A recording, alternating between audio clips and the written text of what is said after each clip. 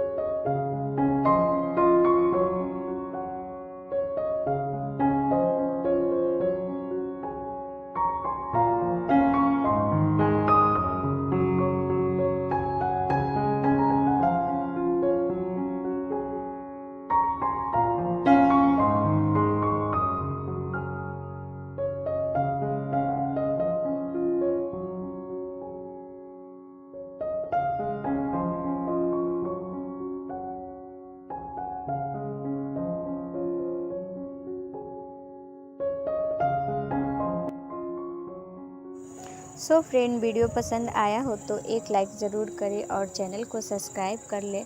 आपका एक सब्सक्राइब हमें ऐसे ही नए नए सुंदर डिज़ाइन लाने के लिए प्रेरणा देता है।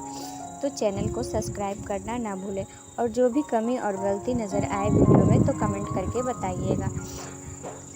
तो हमारा पूरा वीडियो देखने के लिए थैंक यू, धन्यवाद। मिलते हैं अगले वीडियो में।